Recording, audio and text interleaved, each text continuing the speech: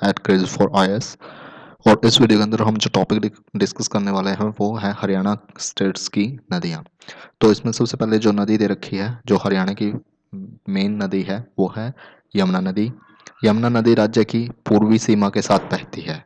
ये भी question SSC में आ चुका है कि जो यमुना नदी है वो हरियाणा की सीमा के पूर्व में बहती है, उत्तर में बहती है, पश्चिम में बहती है। तो जो यमुना नदी है वो हरियाणा की पूर्वी सीमा के साथ बहती है। और यह नदी कहाँ से निकलती है? यह नदी निकलती है ताजेवाला यमुनानगर में कालेसर के समीप से। उसी तरह से यमुना नदी हरियाणा और उत्तर प्रदेश के मध्य कितने किलोमीटर की बाउंड्री बनाती है? तो ये 320 किलोमीटर की बाउंड्री बनाती है। ये बंदरपुछ श्रेणी उत्तराखंड के यमुनोगी हिमनद से निकलती है। अगर ये पूछ लिया कौन से ग्लेशियर से निकलती है तो यमुनोगी हिमनद से निकलती है, बंदरपुछ श्रेणी उत्तराखंड के। यह नदी हसनपुर फरीदाबाद, तो मतलब ये यमुनानगर से लेकर फरीदाबाद तक बहती है और यूपी के साथ इंडिया का बॉर्डर बनाती है। ये कैसी है? बारामासी नदी है। ये कुछ इंपॉर्टेंट फैक्ट दे रखे हैं जो हमको याद रखने हैं। उसके बाद बात करते हैं हम नेक्स्ट नदी की जो है सरस्वती नदी।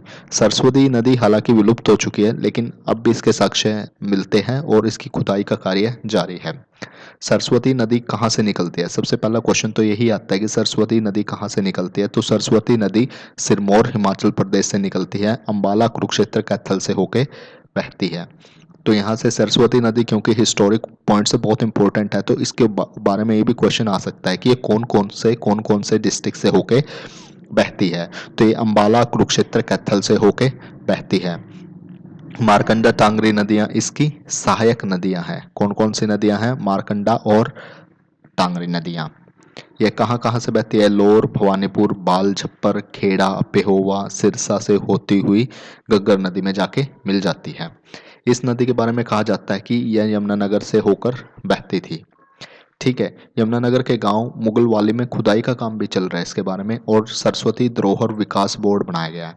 इसके अध्यक्ष जो है अब चेंज हो चुके हैं। इसके अंदर जो डाटा है वो ओल्ड डाटा है, तो इसको हमें सर्च करना है। ये करंट अफेयर का क्वेश्चन बन जाता है कि सरस्वती धरोहर विकास बोर्ड के अध्यक्ष व उपाध्यक्ष आज कौन है। ठीक है। और 21 अप्रैल 2015 को विधानसभा अध्यक्ष श्री कंवर पाल ने यमुनानगर जिले से के रोलाहेरी गांव में सरस्वती नदी पुनरुत्थान योजना का शुभारंभ किया। नेक्स्ट नदी जो है वो है हमारी गग्गर नदी। गग्गर नदी डगशाई हिमाचल प्रदेश से निकलती है और कालका से होकर हरियाणा में प्रवेश करती है। और ये कैसी नदी है? ये एक मौसमी नदी है। इस चीज़ का ध्यान रखना है कि ये बारामासी नदी है या मौसमी नदी है।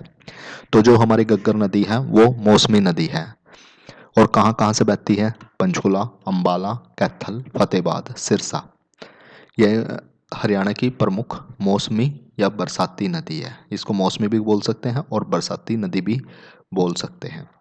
अब इसके बारे में उसके बाद आता है इसमें जो गग्गर नदी है वो हनुमानगढ़ राजस्थान से होती हुई राजस्थान में प्रवेश करती है। तो ये हनुमानगढ़ राजस्थान से होती हुई राजस्थान में प्रवेश करती है। और इसके ऊपर कौन कौन से बांध है? कौशल्या बांध। कौशल्या बांध अगर प्रश्न आ जाता है कौशल्या बांध कौन सी नदी पे है तो ये गग्गर नदी पे है। दुर्गाना बांध कहाँ पे है? ये भी जो हमारे गग्गर नदी पे है। दिवनाला बांध ये भी गग्गर नदी पे है। और छामला बांध, ये सभी बांध हमारे गग्गर नदी के पे हैं। मारकंडा नदी।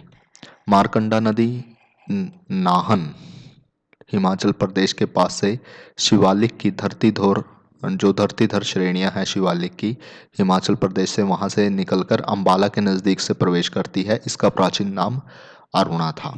इसका प्राचीन नाम, यहाँ से प्रश्न आ जाता है कि अरुणा कौन सी नदी का प्राचीन नाम था? तो अरुणा जो है वो मारकंडा नदी का प्राचीन नाम था। टांगरी नदी। टांगरी नदी क्यों इंपॉर्टेंट है? टांगरी नदी कहाँ से निकलती है? मोरनी की पहाड़ियों से निकलती है टांगरी नदी। यह नदी कहाँ से यह नदी मारकंडा नदी की उपनदी है। मतलब मारकंडा नदी की सहायक नदी है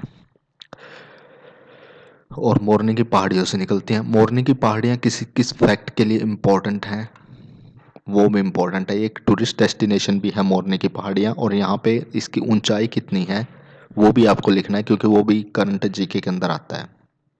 मारकंडा की सहायक नदी अंबाला में बहती हुई मोलाना, यहाँ पे मोलाना नहीं है, मुलाना के पास मारकंडा नदी में मिल जाती है।